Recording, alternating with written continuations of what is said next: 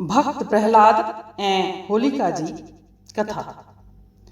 धुलंडीअ खां हिकु ॾींहुं अॻु राति जो होलिका ॿारबी आहे ऐं धुलंडीअ वारे ॾींहुं रंग ऐं गुलाल सां होली खेलबी आहे। होलिका खे हर साल फगुण महीने में सतनारायण जे ॾींहुं ॿारबो आहे। होलिका आख़िर भक्त प्रहलाद खे छो बाहि में साड़े मारणु चाहींदी हुई, इहो सुवाल सभिनी जे मन में उथंदो ई आहे ऐं इन सुवाल जो उत्तर ॾिनल आहे हिकु आखाणीअ पारां। होलिका ऐं भक्त प्रहलाद जी कथा।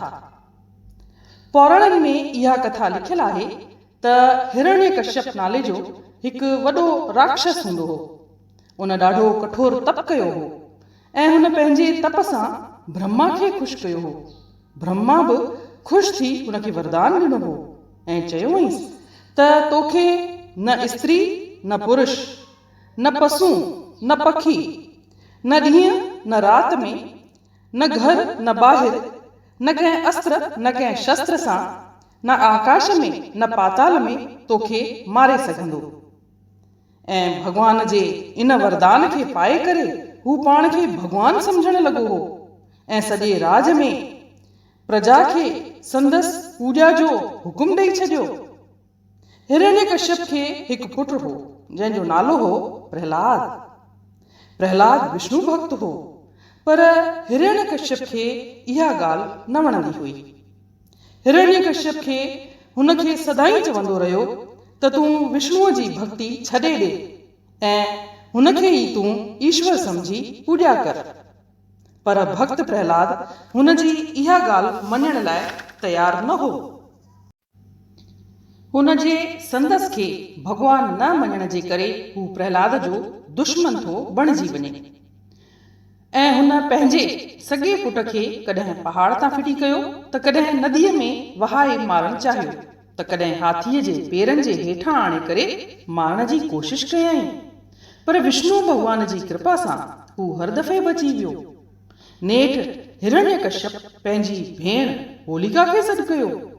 होलिका खे ब्रह्मा वरदान ॾिनो हो त हूअ बाहि सां महफ़ूज़ रहंदी ऐं बाहि सां सड़ी न मरी सघंदी।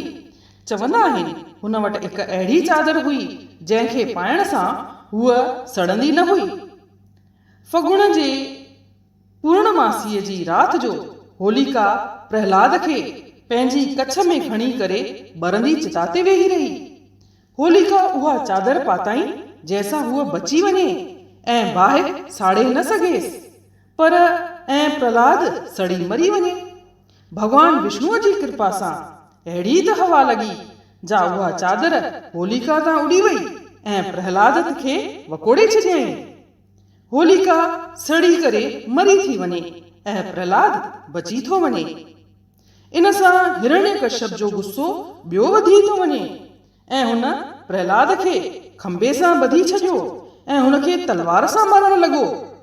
ओॾी महिल ई खंबे मां भॻवान विष्णु नरसिंह भॻवान जो अवतार वठी करे प्रगट थो थिए ऐं हिरण्यकश्यप खे घर जे चौखट में विच में ई पंहिंजे नाखूननि सां पेट चीरे करे मारे छॾियईं।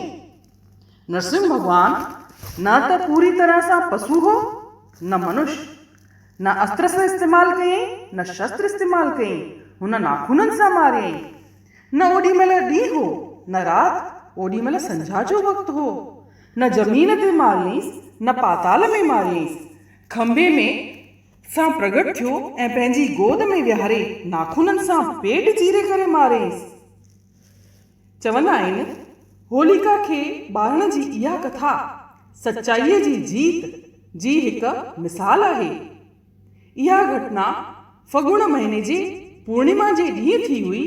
इन करे होलिका फगुण महीने जे ॾींहुं ई ॿारबी आहे ऐं अॻिले ॾींहुं धूमधाम सां रंग ऐं गुलाल सां होली खेलबी आहे। जेको माण्हू हिन ॾींहुं विर्त रखंदो आहे उन जे घर सदाईं सुख शांती रहंदी आहे। त ॿुधायो तव्हांखे हीअ कथा कीअं लॻी? जय झूलेलाल।